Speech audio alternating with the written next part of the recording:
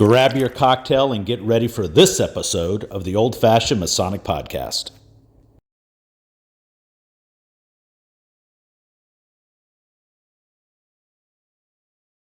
Welcome to the Old Fashioned Masonic Podcast, where we talk all things Freemasons while drinking an old fashioned. I'm Brian, and to the left or right of me, depending on how the Zoom meeting sets it up, Benet Embry. Welcome to the podcast, my friend. How you doing today, sir? Thank you so much for having me. And first, let me apologize. I know we've been trying to set this up for a while, and something has always been up on my schedule. Thank you for being patient with me. I greatly appreciate it. Oh, no, listen, I appreciate you. Come on. We're about to tell everybody why you're so damn busy, and I think everyone will understand. So before we get into all that, as we do on every episode of the Old Fashioned Masonic Podcast, we like to know as much about the man as we do the Mason. So push Masonry to the side. Tell everybody who you are. Ladies and gentlemen, my name is Benet Embry. I am a Master Mason at Lebanon Lodge 837, where I hold the office as Marshal, but also I'm a former radio personality. I used to have a radio show called the Benét Embry Show, where we had 8 million people that tuned into us every Monday from 8 to 10. Also, I write, direct, and act in films. I think the brother broke it down for me before we got on air. Oh, I'll tell that story. You just tell about you, and I'll get into all that. And so, basically, 32nd degree Scottish Rite Mason, also Knights Templar, Sir Knight with the York Rite side. So I'm very happy to be here, but that's who I am. Perfect. Where are you from? McKinney, Texas, actually. I always say Dallas because nobody knows where McKinney is, so I just say Dallas. Well, that's McKinney, fair. Texas. That's fair. And those who don't know where McKinney is, right? McKinney's kind of North Dallas, Plano, right. Frisco. Right. That where everybody's going. The Colony. That's where everyone's getting out of the city. They're going to the suburbs. I'm born and raised in Tyler, Texas. Tyler, Texas. All right. We've had some guests from Tyler here. 1989. Yes. Home of Earl Campbell, the Tyler Rose. There you go. Listen, if you don't know who Earl Campbell is, you don't like Bird Orange, and you certainly don't like the Houston Oilers. Right on. None of that was prep, by the way, guys. We just know this. This is just what we know. So do you have anybody special in your life? Oh, yeah. I've been married for 12 years to my See, I just saved you a dress. Yeah, you sure did. My beautiful wife, Danishla, a.k.a. Danny, a.k.a. Goosey Embry. I have 4 wonderful children here at the house that are currently stationed by the door so they can eavesdrop, although I told them to go into their room. I have another daughter that her name is Jaza. She is grown and gone. And also my other children, Victoria, Harriet Ellen, and Jeremy. All right. So, Benet, as we teased a little bit, and as folks who have seen the thumbnail of this episode know exactly what I'm about to go into. So, you're a bit of a thespian, shall I say? You've been in some, as an actor, you've been in some movies, only 32 different films, only 32. You've got some that haven't been released and some that are in production now. Right. I know we're the one that we're promoting probably the most right now that hasn't released is Ruthless Atonement, right? Ruthless Atonement, yes. We are in post-production for that. We are just polishing up the sound. And by the time this airs, hopefully it'll be out. We're looking forward to release in the fall. Outstanding. You've also been a writer of 6 films. I have, yes, sir. A director of 4. That is correct. And most recently, please check this out on Amazon Prime, like I have, at least get it into your watch list, 10 Toes Down. Yes, and we're going to pause a second. I'm going to let you guys see the trailer. Check it out. There's another body that's been found. I'm texting you the address now. I need you to get here as soon as possible. I don't need your excuses. I got dead senator's daughter. So what do we know? All black women, all late teens to early 20s. Saddens me to tell you another body was found. Now we have assigned our top detectives. The coroner's report. There's nothing in there that you don't already know. This person or persons is pure evil. Lunacy has no logic. Girl, I was born and raised here, so how you gonna tell me what I need to do? This case is personal to me. What is your problem? With all your arrests and accomplishments, you should have my job. If not, Captain, check your ego. Thanks, Lieutenant. Where have you heard about the strings of murders? You know information like that, it costs. Meet Tamika Gross, 28. The killer is trying to say something. What you're looking at is the mark of Cain. Let me look at something. You write about this person trying to leave a message. I need access to that mainframe then. That is against policy and procedure. As you suspected, all of the reproductive organs have been removed. Have you ever seen or heard of anything like this before? I can't say that I have. He threw me down the stairs. Look at my face. Who did this to you? Charles Creighton. Okay, go do what you need to do. We found more bodies, Location. I texted to you. but this one is different. Please, you don't have to kill me. Oh my God. It's not a lot of blood. You're perfecting the process. The residue around her mouth was definitely chloroform. I can't believe I missed it. You up for this? Hell yeah. Let's make it happen.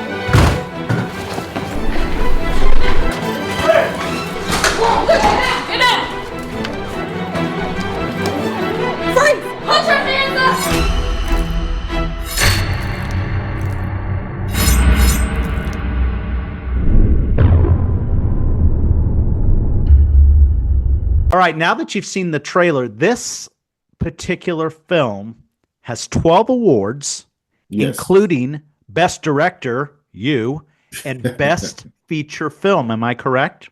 Yes, sir. Shout out to New York, and the other films are international. I think we got one in the Mulan, one in England, one in South America, one in the Philippines. We have one in Miami, California.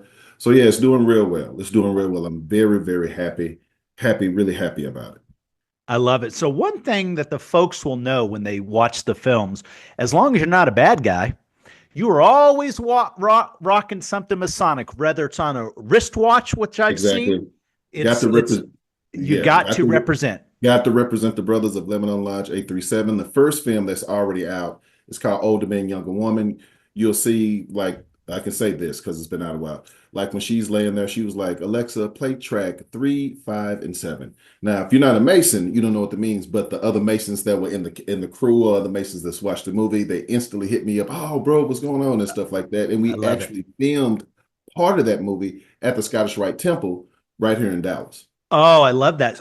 I didn't know this. Always a fun. I pride myself in knowing some stuff, but I didn't know that, which is great. So let's we've talked a little bit about Masonry. So let's get into that. So let's talk about your Masonic journey from where you started and where you're at today. Obviously, we know Lebanon Lodge number 837. We know that you're in the Scottish Rite in the Dallas Valley, but let's back it up. Let's hit the old rewind button and let's talk about how you entered Masonry. My Masonic journey was tainted. I was a young Thundercat, didn't know anything about Masonry, and I actually joined a clandestine lodge. Phoenix something, I can't even remember now. Phoenix 347 or something like that, I can't remember. And it just so happened that I was driving down Main Street, and because my lodge at that time was all the way down in South Dallas, and anybody knows that's live in the McKinney Frisco area, that's about an hour drive. Mm-hmm. So I saw Lebanon, I saw the symbol, and I pulled up. I said, well, I can just go to lodge here because I hadn't been to lodge in like 2 weeks. So you know how you used to go in the lodge, you miss it. I walk in, and the first person I meet is now past master Jeffrey Frazier. And he was like, welcome, brother, and blah, blah, this. He said, where are you from? And I was like, I'm from Phoenix, blah, blah, this. And he pulled out the book. And that's when I found out the difference between a clandestine lodge, which I was at the time, and a legitimate lodge. And I started, so once I found out about that, I questioned all the brothers at the clan. So I took all these ass whoopings and I did all of this for nothing. And I'm not, because the 25th landmark in Masonry says that I can travel to any well-governed lodge. And so that's what I thought I was doing. Come to find out, I wasn't the one that was governed. And so I didn't have to demit because it was a clandestine lodge. So I joined Lebanon Lodge 837, started all the way over And there I found that the lodge, the ceremonies, they actually meant more because they were done with dignity and respect. And shout out to past master Foreman, Bill Foreman, because I was like, wait a minute, what's the initiation like? Because I'm not taking no more ass whoopings. And those were my exact words. He said, brother, we don't do that here. We do things with dignity and respect. And even when I was going through the ceremonies, my fists were clenched because I was having. It's like, hey, because you still don't trust it. Listen, I still don't trust it. And Yeah. so, but by the time I got through, the same person that walked me out was the same person that did my proficiency to become a master. And I was so happy. I stood up and I was like, yeah, I shook his hand like I had just scored the winning touchdown on the field. Right. But since then, my Masonic journey has been wonderful and bliss. Right after I was raised, I went straight down to the Scottish Rite to go through those ceremonies to get my 32nd. And then I waited for a quick second because I had to wait for the class. And then I joined the George Washington Commandery, went through there. And every single brother of all of those locations were extremely kind. And I take pride in saying that I'm now healed. So, and I did see your show with the cat that was on there, some 96-degree Egyptian master. Got 99 degrees and a legit lodge ain't one. Right. Yeah. And so, yeah, right. And so I was watching and I was just shaking my head. And so, but yeah, that's my Masonic journey. And so, I'm with a great group of guys. I'm with a great, Black, white, Hispanic, Indian, and Masons. When I was sick, the brothers showed up for me. They come and support. When I have my premieres and stuff like that, they come out and support. If you look, one brother that's passed away, shout out to brother Ed Marlowe. You'll see him and an older man, younger woman walking by. He has on a big black Johnny Cash hat. That was my brother. We went in together. Brother Delgado has been in all of my films, and so I really thank and respect those brothers for their support.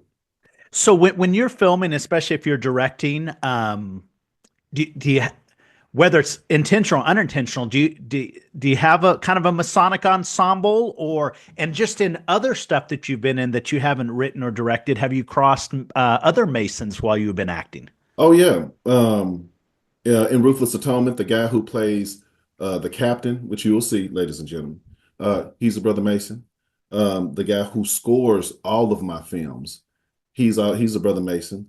My business partner is a brother Mason.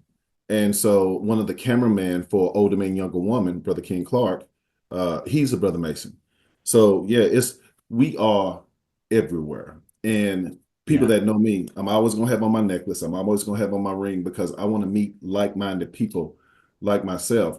And though we don't promote or go out and recruit people, but a lot of people have come up to me, even people who have watched the films, and say, what is it about that symbol that's so important to you? And that opens the door for me to, I give them a little spiel and talk to them about the glory of Masonry. And I say, hey, now, why don't you come have dinner with us? Because there's a lot of questions that I can't answer. But come so they can see for themselves. They can see the actual brotherhood in the lodge. And they can actually see. The only cat that he really wanted to join, but he was Catholic and his priest was all on him and he couldn't join. I think he ended up joining, the Knights of Columbus? Yeah. Hey. He found a home. He found a home, I guess, right? Yeah, he found a home. But other than that, people are hungry for Masonry and either the old stigmas of, because y'all are a secret society. No, we're a society that has secrets. I said, people been knowing about Masonry since. We're probably more private than we are secret. And we're really not that damn private. If you read First Kings, we're right there in the Bible. If you read Second Chronicles, we're right there in the Bible. If we have references all over, although we're not a religious organization, we use those principles to teach about. And the crazy thing is, if you look at our principles, plus you add faith, hope, and charity, that totally counters all the 7 deadly sins. So you have 4 plus 3, which is 7, and they go exactly against every deadly sin you can think of.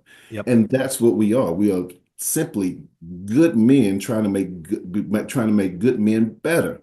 Yep. That's it. And we need that support system as men because we all know that, there really aren't therapy groups for men. I mean, I Yep. have brothers who are vets, Air Force, Army, Navy, Yep. Marines, and we have divorcees who's trying to find their way back. We have people who have had a whole slew of issues. Yep. As That far they as that they need somebody to count on, that they can trust, that they went through the same thing. right, And the other side of it, I feel like, not a political statement, just a general. There's been an attack over several years on masculinity and masculine men, and yes, Masonry, to me, and masculine isn't, I'm going to go down, we're going to lift iron. Masculine is sometimes some of our younger men coming in, they didn't know how to tie a tie. They didn't right. know how to They did right. how to, just things that men teach other men that nobody else can do. So it's not the toxic masculinity that that makes headlines. It's being men, and men need to be men. Right. People say that about that, and I say, listen, just because you can express yourself doesn't make you unmanly. The Right. person who was the most masculine man who ever walked on the face of the planet, aka Jesus Christ, and the Bible says he wept, he felt, Right. he gave, he loved, he lowered himself lower than angels to wash somebody's feet because it wasn't about him, it was Right. about if he used his strength to give to everybody else. And if you read through the rituals, only if you become a Mason, whatever you read on the internet, 99% of that is not true. Yeah. If you read that, then you'll see that, we're doing the same thing. We're pouring into each other. So Yep. somebody else can pour into somebody else, or somebody else, and somebody else, and somebody else. And that's how we change the world, Yep. by doing things, an act of kindness a day. Yep. Hey, how you doing? Just speaking. Can I help you with the door? Do you need help with this? That's it. And that's why I wear this, because, ladies and gentlemen, I'm far from perfect. Somebody cuts me off in front of my car while I'm driving. I want to cuss them out so bad, but I know I got those Masonic symbols on the back of my car. That's right. Yeah. And so with that, I know I'm representing something more than just me. Oh, but they want to cuss them out. But if somebody see me going off acting a fool and stuff like that, I just see Isle of Masons just like that. You see that? Well, See because that? you're representing the brand at the time when you're Right. doing good or bad. And let me just tell you, you can do 10 good things, but you do one thing, you put that middle finger up, and they see the emblems up. There we go. There we go. Yeah. Oh, yeah. So yeah, he's supposed to be righteous, right? He's supposed to be trying to lead somebody. Yeah, you absolutely right, bro. Yep. Yeah. That's, And I'm sorry for being long-winded, but you give me no, but that's the reality, that is the reality of men, and that we are imperfect, and we're always trying to be better. And that's why we try to, anytime that I've done some silly stuff as a young man, I was around some knuckleheads, right? But when I do good things, I surround myself with good people, and good men root on the success of the people around them. Absolutely. Right. And they're just not hating on us like, well, Benet only did this because of this, or Benet got this, Byrd's got this because no, come on. Why don't you just say, congrats, man? So, bro, can we dispel some myths real quick? Because people have asked me this because, I'm not bragging or boasting, but my films, you can see all of them. I have them hanging on the wall. First off, I'm not part of the Illuminati. I still go to work every single day. We don't drink goat's blood. We don't, walk around with skulls and stuff on our heads and everything like that. Right. We don't do the sacrifices and things. So again, if you want to join Masonry, find a Mason, a legitimate Mason to talk to. Yeah. And then from that particular point, then you can ask your questions, and you'll know if you ask somebody the first question and they have this on, and this is how if you're in Texas. If they don't say they're with the Grand Lodge of Texas, then they're wrong. If they say or the Prince Hall Grand Lodge of Texas, or the Prince Hall, right? But if they stand up there and say, "Well, I'm with the most worshipful Grand Lodge of Clandyland, Grand Lodge of Mesquite," then no, that's not. It is the Grand Lodge of Texas and the most worshipful Grand Lodge of Prince Hall Masons. Yep. Those are the only two legitimate now. Yep. And you can look it up and find it. So be careful where you get this information. Yeah. And like with us, I'm speaking for my lodge, anybody, we have visitors come and they have interest in masonry. We will walk them into our lodge room. It's not titled at the time, but we'll walk them into the lodge room. We'll show them pictures. We'll answer questions. We don't have, again, to your point, a lot of secrets. Now, how we know each other, but we're pretty open book. And there's nothing, and I think I'm going to speak for you too. If masonry ever said we have to do this, which contradicts how I was raised, the Bible or my moral code, I'm out, man. I'm not about it. And so, I want my family, my children to be proud of me and to be part of an organization that would do that. That would tarnish my image. And let me just tell you, how my family sees me is probably more important than anything else. Absolutely. My wife, it's crazy. So when I put my petition in to join Lebanon, of course, they sent out the investigation committee. Yep. My wife knew what I had been through with the clandestine lodge. Literally, when I was going through that first initiation, I would put on extra pair of pants and extra shirts because I knew I was going to get the hell beat out of me. Yeah. So the crazy thing is, she goes to the door and she sees 3 white guys, and she goes, "Baby." Oh no. Oh, you I said, "Baby, let him on in." And I can tell you who really convinced my wife, past master Mike Manhusian, because he was so kind. He was laughing and joking. All of them were cool and everything. But he stood out. And the second person that she was really impressed with was past master Jeffrey Frazier, who was actually the godson of the godfather of my youngest child.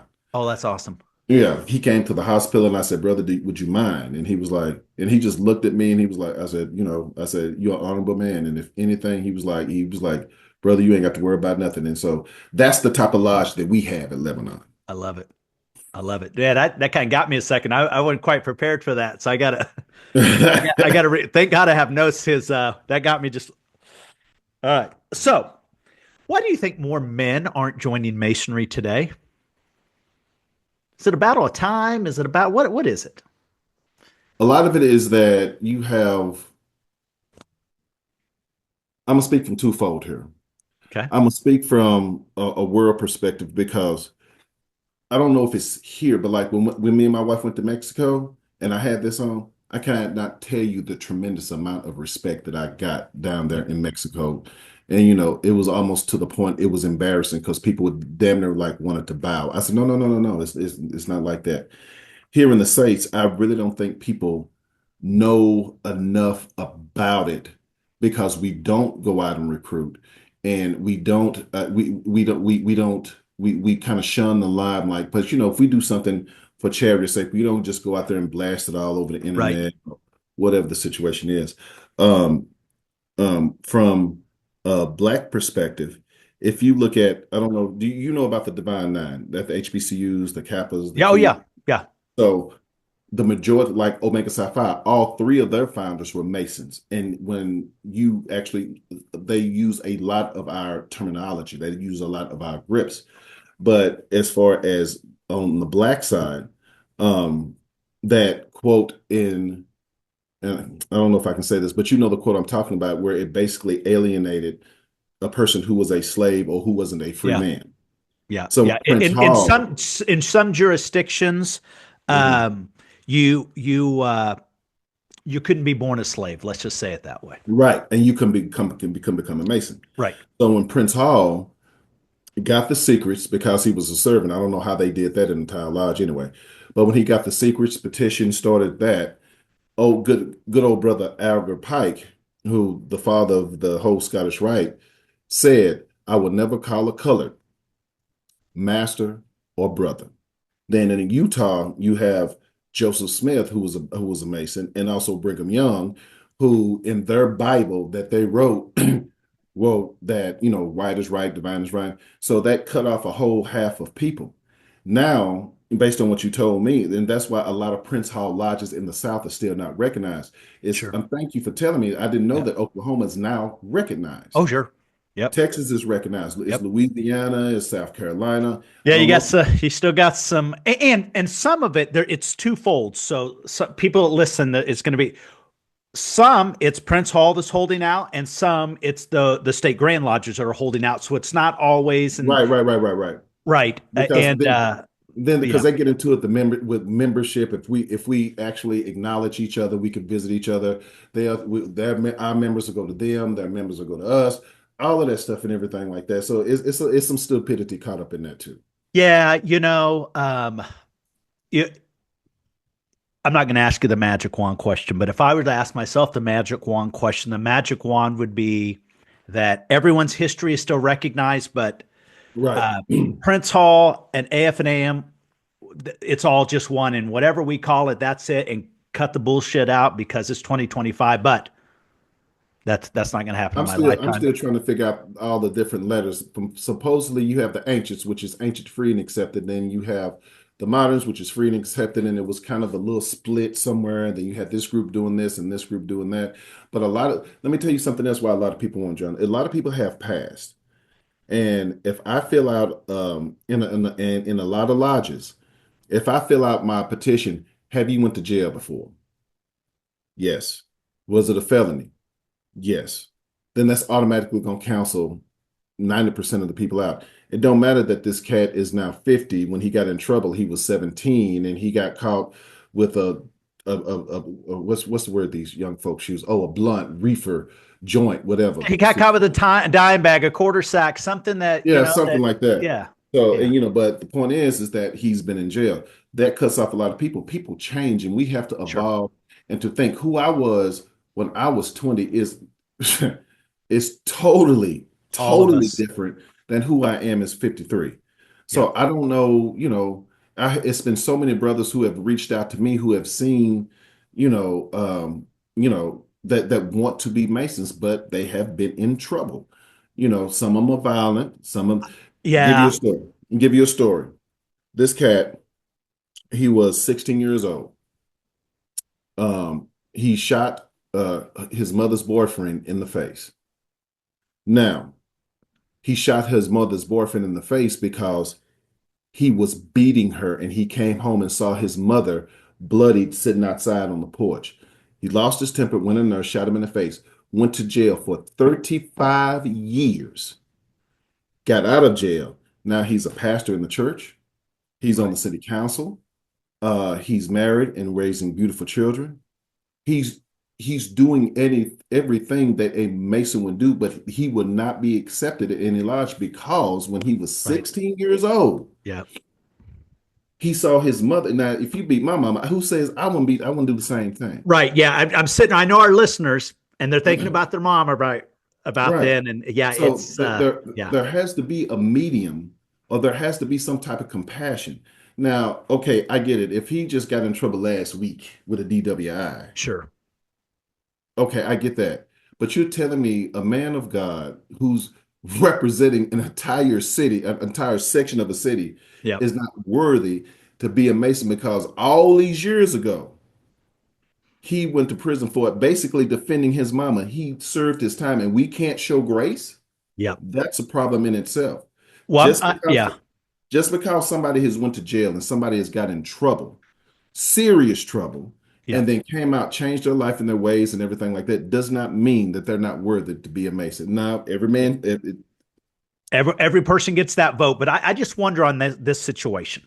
I'm going to speak for me because you can't, we're always careful about not chastising votes and different things like that. But if somebody came and knocked on the door of our lodge and came in and said, "Hi, my name's Brian. I'm interested in being a Mason." So you sit there and talk. And if he said, "Full disclosure, this packet right here are the court procedures. Right. I went to jail at 16. This is the story. This is the court dockets. Read through it so I'm not bullshitting you. Da da da da da da da da da. I would like for you. I'm doing this. I would like to consider." I think if somebody's transparent and upfront, for me, I'm speaking with me, you get a lot of grace with me. But if you have to chase something down, because we do background checks in Kansas, and I can. Yeah, and I can tell you this: we've had people with pasts join. Well, that's great. But they've disclosed it. They paid their debt to society, and it's how they're acting now. Now, it's up to every lodge, as we know how Lebanon Lodge votes may be different, how our lodge votes, and I still think everybody's vote is entitled. you're entitled to your vote and your opinion on that. But I think that, there's folks with clean records that they don't represent our brand right now. They don't represent our brand. But I think that those things in conjunction, because at one point, wasn't it 44 presidents that were Masons? Nah, it's like 13. Was it 13? Yeah, it's low. Okay. Yeah, I just remember. I never remember Teddy Roosevelt and Lyndon B. Johnson and a couple more and George. Yeah, Washington. you haven't seen it yet, but we have an episode dropping of Teddy and Booker T. Teddy Roosevelt and Booker T. Washington. We know how much they worked together over a 12-year period. Oh, absolutely. Yeah, it's pretty interesting. So, let me kind of throw you off your game a little bit. There's a magic pill in my hand. This magic pill, if you take it, you will be your age right now, in perfect health, and you live for 150 more years. Do you take it or do you not? Your current age with your wisdom, perfect health for 150 more years. Do you take it? I probably would take it because my wife is 20 years younger than me, and I got a 3-year-old running around the house, and I want to be around to see my grandkids. So I probably would take it. I probably would take it. Yeah. So let me tell you, when I first got asked the question, I was like, absolutely. And so then they showed me the other side of the coin. So that means you're going to watch your kids, grandkids, and their kids buried. That's true. Terrible. But think about the knowledge you would gain. You'd love to see, it's like, oh my gosh, I can give some great guidance. And they're not going to listen to their parents, but they're going to listen to grandpa. Yeah, they're going to listen to Papa. Right? Yeah. So, I'm still torn on that because you're going to have good and bad on everything. Because I could probably write some dope ass movies that, and that's the cool thing about movies, that I could pass along to my kids, because the name of my film company is Benet Embry Films, and I own a half owner of Clearwater Productions, which is the production company. And people think that I named that company because my name is Benet, but I also have a son, Jeremiah Benet, and Jalen Benet. Hopefully they'll pick up the thing. That's the family name. Yeah, it would absolutely suck. I didn't, I thought about that, but because by the time my youngest son get out the house, I'll be 70. I would love to have some more time with him and to see the type of man he's going to grow to be, and see his kids and try to tell him, hey, watch that woman. Hey, be careful with this. Hey, no, don't drink that, son, and all of that stuff and everything. Because hold that door, open that door. Hold that door. And not only that, I don't want to pass away, early, and then my wife, and because she, like I said, she's 20 years younger than me, then she married some cat her age, and they living off my insurance money in the house that my insurance don't pay for. No, I got to be. Oh my God, that took me a different direction. My mind was going elsewhere, but holy hell. Listen, I'm with you, because that painted the picture real fast. Yeah, I needs to be around. So now we've got a whole set of listeners there that they're in their 30s are like, wait a minute, how much longer are he gonna live now? So you got a whole nother audience right now. That's great.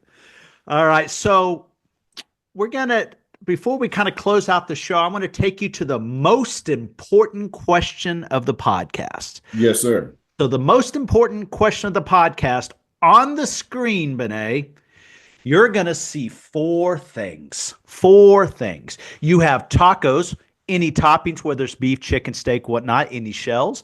Pizza, any type of crust, any toppings, whatever you want. Wings, they can be dry, they can be wet. And burgers, any toppings, whatever you want. Benet, one of these has to go forever. It was never invented, and that means that nobody in the world could have ever enjoyed the deliciousness. Which one of these has to go forever, and why? Pizza. Pizza. It's got to go. It's got to go. All right. Why pizza? I'm a carnivore. With tacos, I can put as much meat as I want on it. With the wings, that's self-explanatory.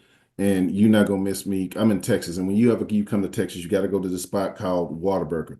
They have one of the best double meat hamburgers with cheese and bacon. You get it fully loaded, and you bite into it. And also a spot called Wingsfield. It's in Oak Cliff, Dallas. I mean, and it's damn near the size of big of a plate.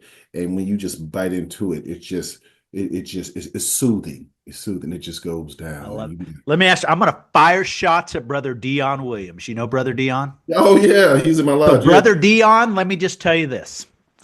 Whataburger's a Texas thing. They're trying to branch out. Right. And then Dion, you're from Cali. You guys think In-N-Out. I'm just going to say it right now. In-N-Out sucks. In-N-Out sucks. Come it's on, weak. Dion. It's weak, doing, man. What you saying? It's weak. Now I will tell you this: Whataburger sells ketchup. I don't think their ketchup's that damn good. Their burgers are all right, but In-N-Out. You know what? I should have done that on his episode. I should have just totally trashed him on that and just In-N-Out's got to go. Yeah, you should have. Yeah, instead of you can't put nothing. I got caught up in the hype. I was like, you know what? I'm gonna try it, and I took like ate half of it. I was like, this is not. Listen, I like the buttery bun, but it's no way. It's no way. I'm out. No seasoning on the meat. It's just like no. But it's a very California burger. It's bland as hell. You know, Brother Dion. When you meet Brother Dion, he's always cool, and then got his suits on and everything. He's sophisticated like that. Me, I'm an old country boy. Well, but here's the thing. Which you'll on our episode for the 15 minutes before we started filming, we got off on a rant and I don't know who surprised who, but we started talking about Nipsey Hussle for about 15 minutes, and I don't know who was more surprised. So, Benet, I appreciate you taking the time. Thanks for joining the Old Fashioned Masonic podcast, my friend. I was drinking my own fashion out of a Wendy's cup. So I love it. I love it. Cheers. Cheers, sir. Thank you so much, man.